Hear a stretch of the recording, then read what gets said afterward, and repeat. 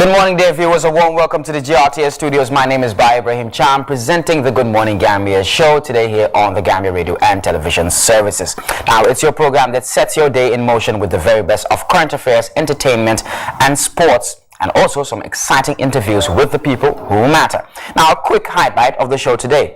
The Deputy Speaker of the National Assembly, Honorable Sidin Jai, and delegates joined more than 1,200 delegates in Kigali, Rwanda, for the 145th Inter-Parliamentary Union, IPU, Assembly, with focus on equality, gender-sensitive parliaments. Now, Good Morning Gambia will speak to Honorable Sidin Jai on the significance of the 2022 IPU Assembly. Promoting West African gastronomy, members of the Gambia Chefs Association set to travel to Ghana for the 2022 West Africa Food Festival, slated for October 30th to November 6th. Plus, in showbiz, Sparkling Black releases 2 new songs and videos dubbed Boom, Yomba, and Victim La. Now, that's all lineup for this weekend. Stay tuned, don't go nowhere. It's going to be an exciting 2 hours with me on the Good Morning Gambia show. Stay tuned.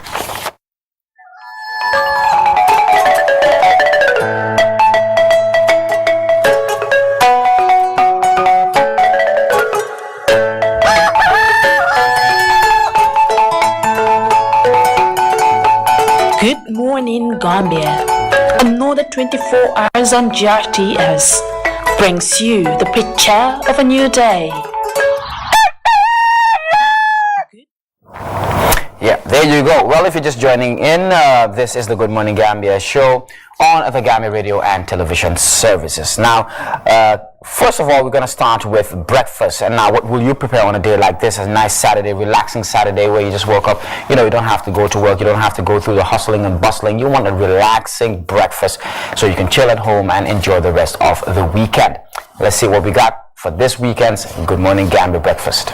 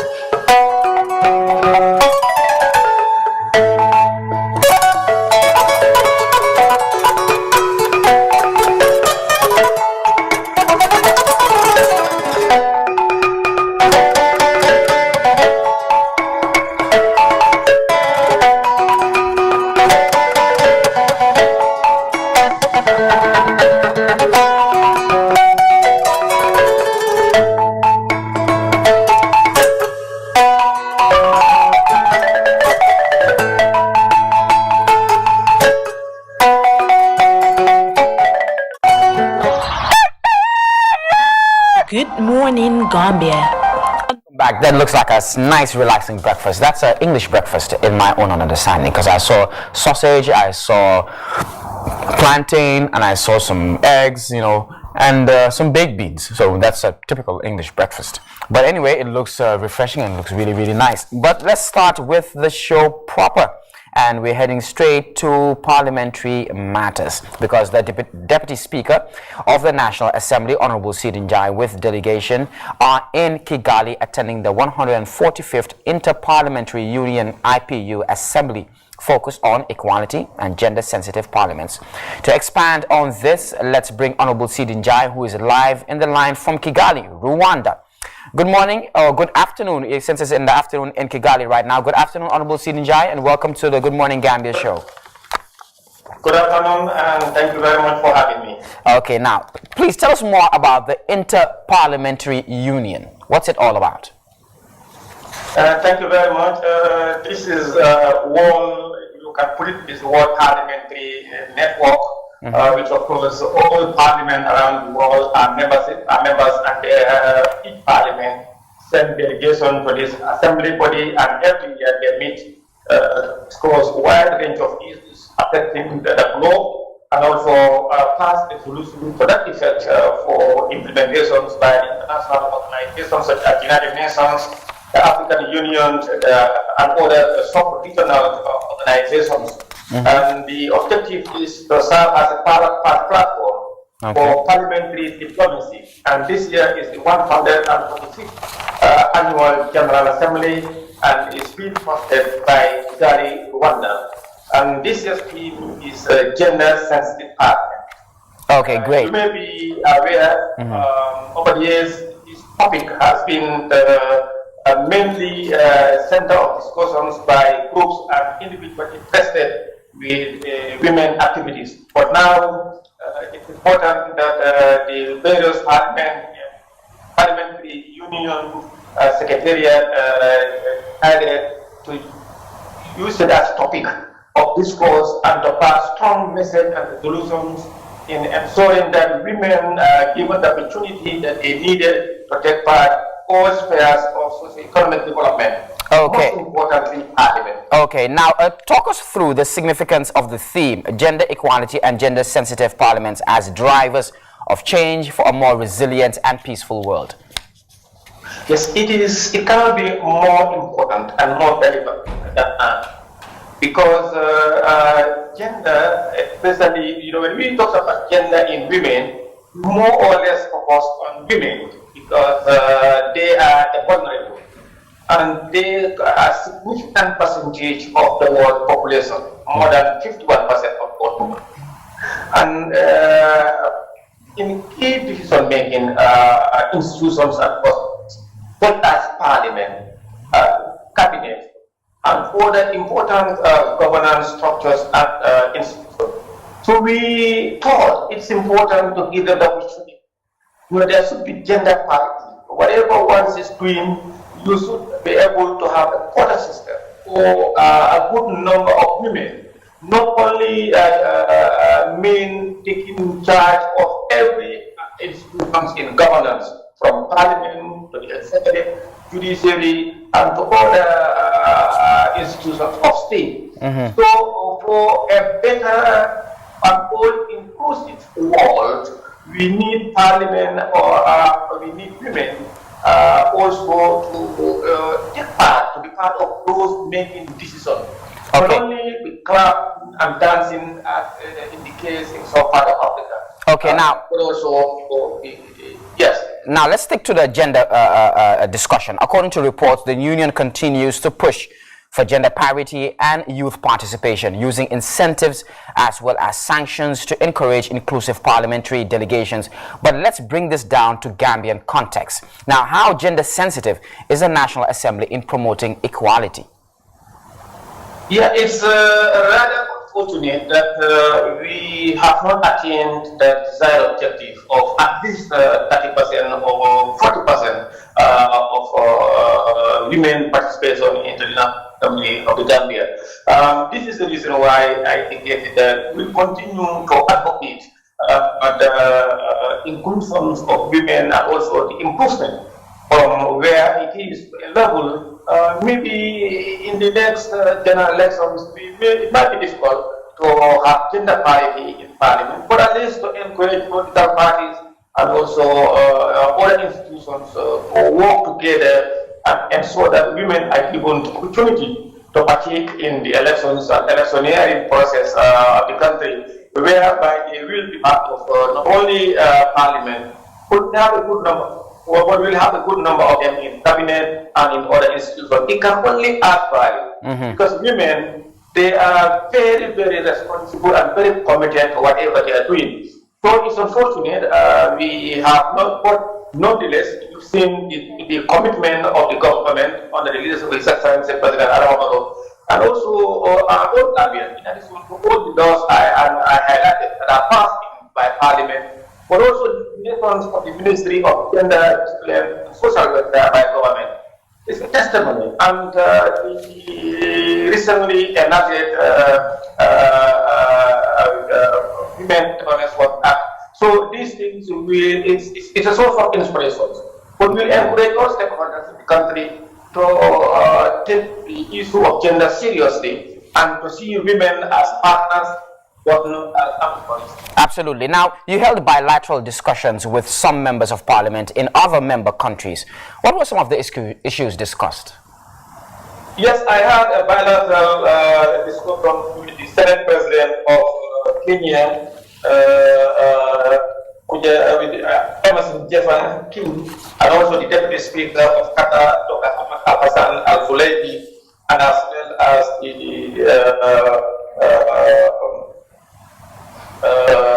Deputy Speaker of Mukabawiza Elder. So the discussion centered on parliamentary diplomacy, how our Parliament of Gambia, Qatar, Gambia, Rwanda, and the Senate of and Parliament of Kenya and Gambia, because now parliamentary diplomacy works, and then it's the surest way of encouraging, improving diplomatic relations between countries. Great. Most importantly, South-South cooperation, the Gambia and other African parliaments. Great. So we have to talk and to see how best we also have parliamentary friendship between the Gambia and various countries. Okay, great. Now, finally, before we let go of you, Honorable, can you please give us the key highlights of this year's event? Of this year's event, key highlight was the inaugural statement. Of course, it was attended by the President of Rwanda, His Excellency Paul Kagame, who appreciated and also welcomed all parliament participating, and that this is the surest way of also forging ahead and addressing critical issues affecting the globe. We also highlighted the success story of Rwanda, where over 61% of the women in parliament, and also most of them occupy key positions in government. And also he tasked the parliamentarians in charge of their own destiny and ensure that we brought in tangible development to our. And of course, we had also very important resolutions on Ukraine and Russia, which was tabled by Chile, by the Parliament of Chile, condemning the aggressions of Ukraine by Russian forces, and Gambia also voted in favor of the resolution. And also another resolution creating fund for climate change for those who are highly affected by climate change, and funds on the table by Pakistan and Gambia reported in for that as well. Great. Those two resolutions were key and the highlights of the event. Great. Thank you very much for your time here on the Good Morning Gambia show. Thank you for having me. That was Honorable Sidin Jai, the Deputy Speaker at the Gambia's National Assembly, who's attending the Inter-Parliamentary Union Assembly in Kigali, Rwanda. We're going for a short break. The show continues momentarily. Do stay.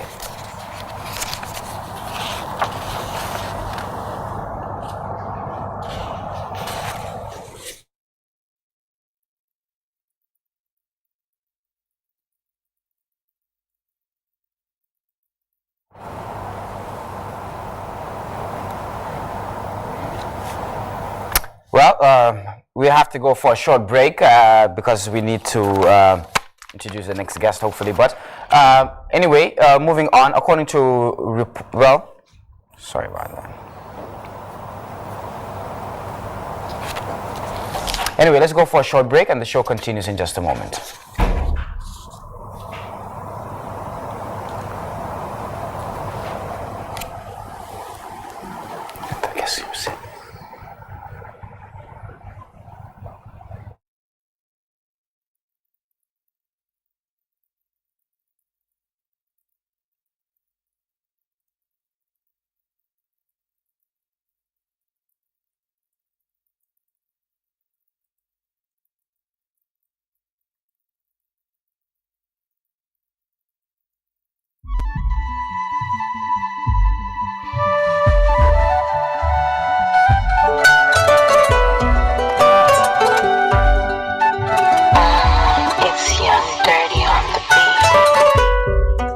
Nañu manko bolo suñu bir mam yi benn la buñu reewu buñu xajalo wallo yeah li nga xamul mooy maa la bëgg wax naa la ko si làkk bu ne bu doon sabar maa lay tëgg raw ra cëgin tàcc li ma leer mooy dootuma sëgg ndax cofee gi day jógee fu ne ci man te day mujj ëpp kaas bu tàng toj xanaa xamul leen dañu nuru ñaar tey kenn Sénégal bi lu yenn fii fanaa ni fee maa leen bëgg Sénégal bi Gambi nag dafa sori lool julu ma vol damay jéggi baak waaye lu mu guddi damay yegg si xanaa wax ji jeex tàkk maa ngi dem fi ma miin parce que leen moo kii ma jéem ku ma miin ba Fatima wala rek ginnaaw lay féete maa ngi dem fi ma miin parce que leen moo kii ma jéem ku ma miin ba Fatima wala rek ginnaaw lay féete nañu manko bolo suñu bir mam yi benn la Sénégal ak Gambia buñu reewu buñu xajalo wallo Sénégambia nañu manko bolo suñu bir mam yi benn la Sénégal ak Gambia buñu reewu buñu xajalo wallo muy naa leen duma la bàyyi yow mi benn yoon sama paradise li ñuy dund dafa neex li nekk ci sa xel moo nekk sama xol I need you in my life and forever I'll be there Gambia réew Sénégal bu ñu kenn xañaan dana suñu réew yaa ngi diisoo li ñu wet mooy taxate loxo xam ne benn la nañu manko bolo suñu biir mam yi benn la Sénégal ak Gambia bu ñu réeroo bu ñu xaajaloo one love nam Sénégambia nañu manko bolo suñu biir mam yi benn la Sénégal ak Gambia bu ñu réeroo bu ñu xaajaloo one love nam muy naa leen seke tey dama yeewu namu dund lu bees sama xel nekk si Gambi dëkku Fafa yes mbëggeel nag fu ne lay feeñ amul géer amul géwal falewul melo ki xeet ñëpp ko wax du lu bees waaw abu foog ma ñëw biir Gambi tey mu blow dox si jàmm dox si mbëggeel man maa leen di delloo njukkal yëkkati leen seen loxo may dégg ngeen di fata xam ngeen ni munul neex sa abu ak Fafa Gambia réew Sénégal bu ñu kenn xañaan la dana suñu réew yaa ngi diisoo li ñu wet mooy taxante loxo xam ne benn la nañu manko bolo suñu biir mam yi benn la Sénégal ak Gambia bu ñu réew bu ñu xaajuloo one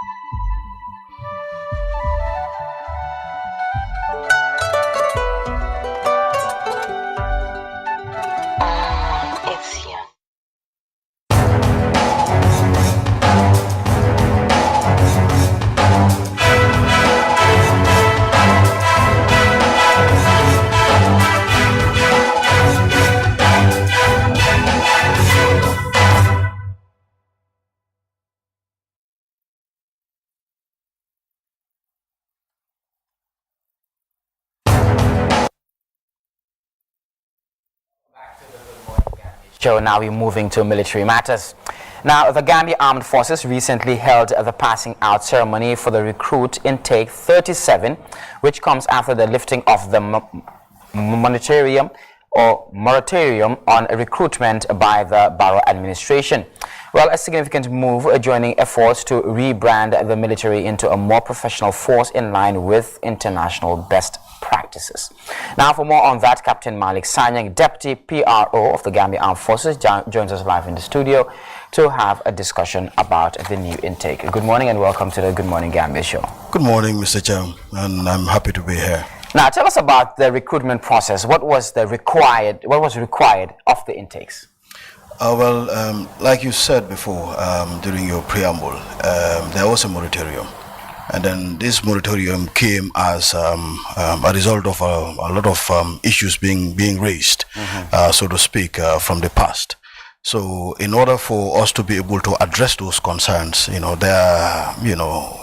naturally would require, a paradigm shift of some sort. And for this particular recruitment, all those aspects were looked into that would qualify a proper paradigm shift. And what happened was a board was convened by the Chief of Defense Staff, Gambia Armed Forces, according to the necessary powers vested in him, upon having approval, of course, from the President, His Excellency, and the Commander-in-Chief of the Armed Forces. And this board actually were given terms of references, which were fully adhered to, and that also culminated to not only conducting selection processes within the Greater Banjul areas and the West Coast, but the board, had gone to the nook and cranny of this country, the Gambia, from here to Basse, to conduct the necessary selection processes that were outlined, so that at the end of the day, we would see a recruitment process that will represent a national character.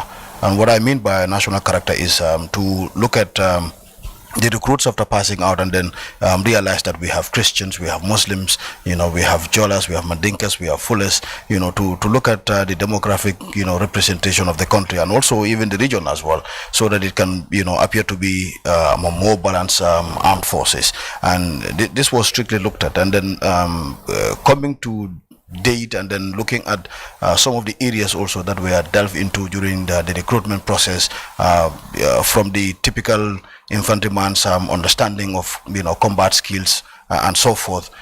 In addition, you had other soft areas as well, such as looking at international humanitarian law, or otherwise referred to as the law of armed conflict, relating also with the media. As we saw, the GPU also went there to offer lectures, and this was done in partnership with subject matter experts, of course, not only done at the training school level, but then, invitations were sent out to subject matter experts in certain expert areas, and in the University of the Gambia also, were also there invited. So you can see a total paradigm shift in line with the necessary reforms that were clamored before. These things were happening, but there was need to re-amplify, there was need to re-emphasize, such that the political class will also understand that we are subservient to civil authority, and then that means doing exactly, as directed to. Yeah, absolutely. Now, we do understand that there are different segments in the Gambia National Army. You even have cooks, you have nurses, you have medics, you have the infantry, you have different people, different areas of expertise within the Gambia National Army. Now, when these new intakes come in, how do they actually graduate, or how do you designate them to these different areas? Well, at the beginning of the training, what they are all, every member of the armed forces, regardless of your expert area, you are a soldier first. So that tradesman as a soldier is first instilled in you, that military discipline, that military ethos, that military etiquette, that military culture has to be drilled into you fully. And then immediately after that is where specialization will come in. Usually what happens is during the training process, you have instructors attached to all these recruits. And then due to their understanding of their attitudes, their weaknesses, their strengths, through the various assessments that they will conduct during the training, they will know exactly where you best fit. So usually these are some of the things that will also contribute in guiding command, especially the Directorate of training and also in consultation with Director of Operations and of course admin and personnel to know exactly where one may best fit in many cases. And then in some cases where you can just do about anything, you could easily find yourself anywhere. However, once you are sent anywhere, it is up to that unit to also make you part of them, to make sure that the skills that are resident in those various units. You'll go through extra training in those units. Exactly. Training in the military is a continuous cycle. And that is this directive called the Chief of Defense Staff Training Directive. So every year this directive will come out and it will outline all the various trainings that are supposed to be conducted, both at battalion level and going down to the lowest levels. You've mentioned something very interesting, which was that you invite expert analysis, or you invite experts to come and give proper teachings or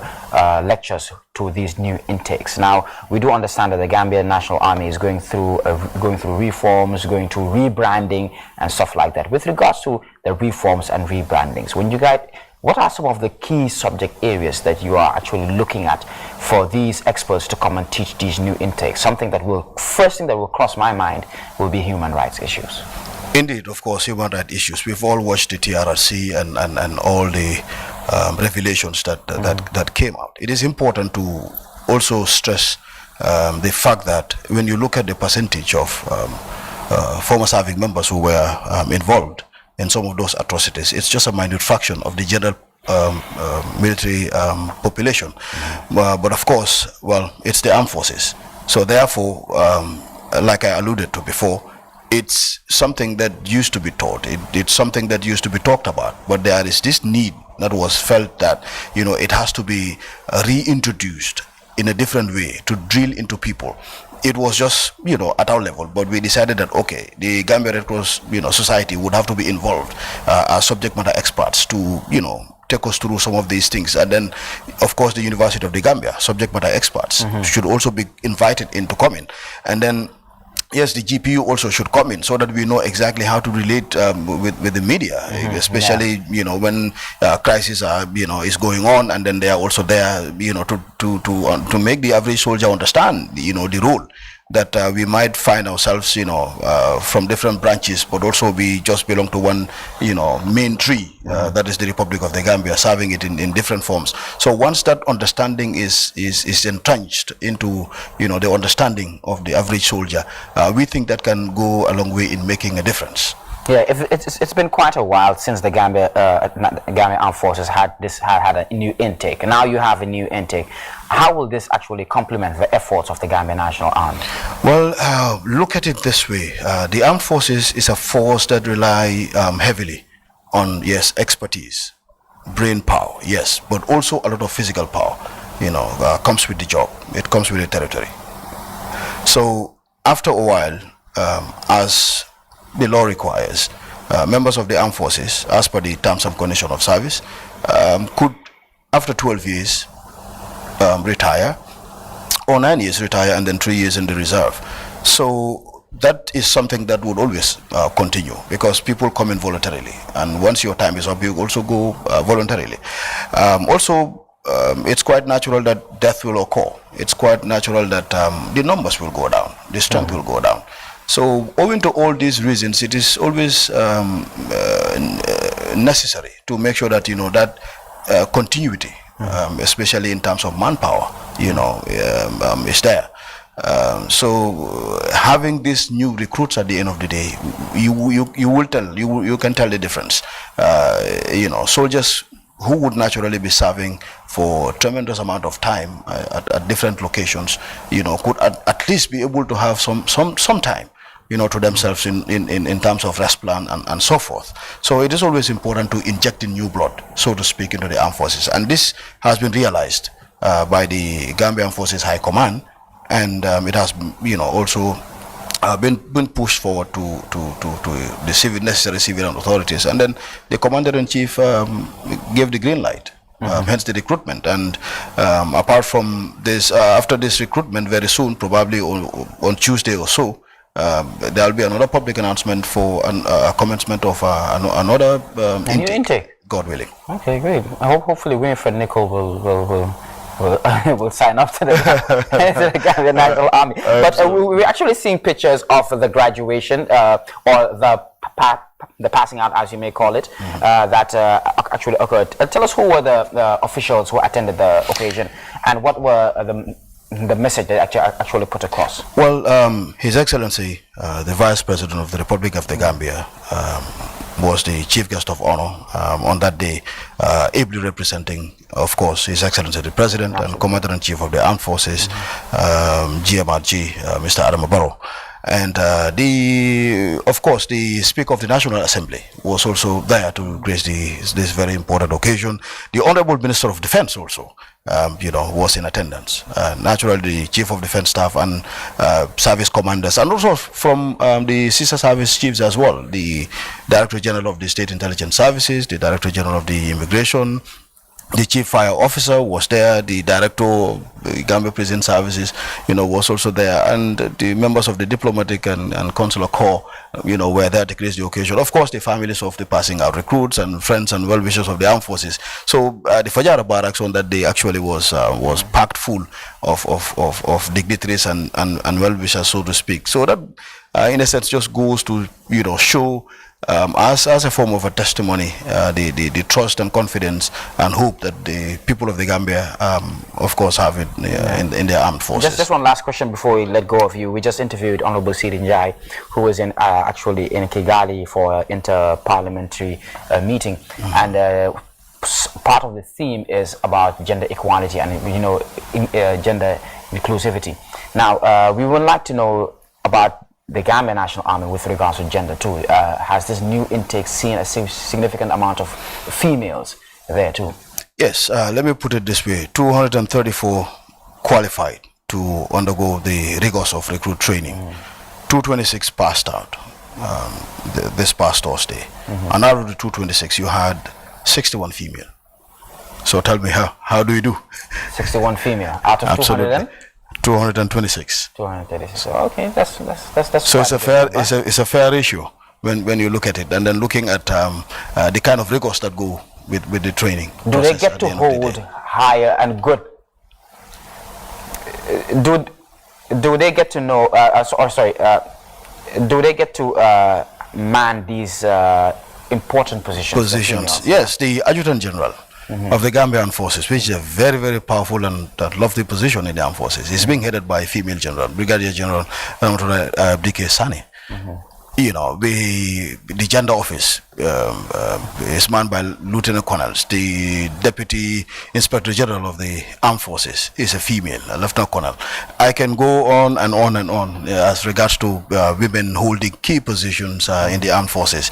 If you are in the armed forces, sometimes you may even fail to realize that you have female in our midst, simply because it's a yes sir. But sometimes when you look closer, you look at the way the dresses, you understand that okay, this is yes ma'am.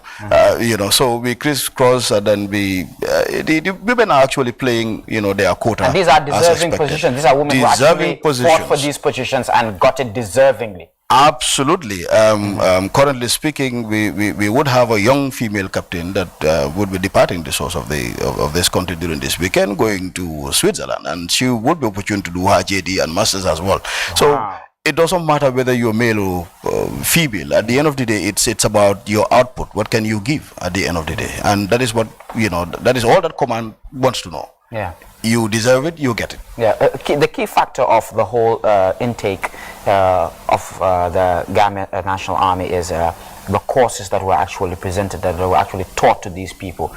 Can you please tell us what were the key courses that were taught to these new intakes? On the military side, naturally, you will have drill, and then drill forms, if you like, the basis of discipline in the armed forces. Standing for long hours is not a joke, especially carrying a weapon with kilograms. We saw it in the Queen's funeral, the guards actually exactly. So that's the basis of discipline, and then this is drilled into them, and then apart from those foot and arms drill, of course, the two sides, you also had minor tactics and minor combat skills practices, physical fitness naturally in the form of martial arts, mud running, a lot of other military, areas, basic field craft and so forth have been drilled into them. As seen after the march past, you had a showcase of military drills, military display, and then this will, the displays. Very showcasing different areas and so forth. So these are some of my friends who actually lived in the UK and passed through the army over there in the UK told me about what are some of the requirements for the first intake, the initial intake into the UK army, which is you'll have to run about 1.2 miles in 12 minutes. You'll have to do that in 12 minutes. You have to do about 60 push-ups in less than 1 minute. You have to do 60 pull-ups in less than 1 minute. Your chest has to be broad for a certain size. There's so many certain things that you'll have to pass to be considered for the next level of training. Do you guys look into the physical fitness of people before they actually get to the first pass? That is why I said the recruitment board would have to go through the entire country. Even as a raw civilian coming in, there are certain criteria set. You'll have to be checked at medically. Even before you run those mile runs that you just mentioned, even before you go on it, you are checked medically. So there are different sorts of requirements you need to fulfill. First, the papers that you're going to tender. Are you a Gambian or non-Gambian? All has to be looked into. What is your height? What is your weight? What is your health status? How many minutes can you run a certain mile? How many push-ups and pull-ups can you do? All those things. And then the entry exam as well. Immediately after running, all these things is happening on the same day, of course. And then you sit to that exam. Certain people with certain marks, at the end of the day, everything is sieved through, and then those qualified will be here, and then those qualified. So that is just the preliminary stage that is conducted countrywide. So it's equal. It's more or less the same. The military traditions all over would differ, but in just minor instances. Exactly. Very interesting. Thank you very much for your time here on the AM show. That was Captain Malik Jatta, the PRO of the Gambia Armed Forces, talking to us about the new intake taken this month, right? I believe. Yeah, this month. This month. It was a graduation ceremony in which high level of government officials were actually present. And I just wanted to say that those that are also willing to join the armed forces for the next intake, which is intake 38, should be on standby. Soonest next week there will be an announcement. Soonest next week there will be an announcement, and hopefully Winifred Nicol will be a part of that intake. So this is the Good Morning Gambia show. We're going to take a short break, but we're going with Coffee With by Seinobu Jain Jaine, and we'll be right back. Good morning, Gambia. Another 24 hours on GRTS brings you the picture of a new day.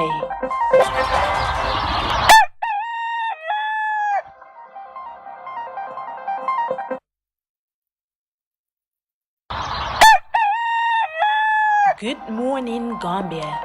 Another 24 hours on GRTS brings you the picture of a new day.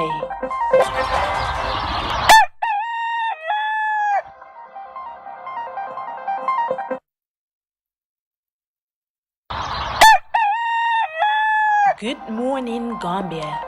Another 24 hours on GRTS brings you the picture of a new day.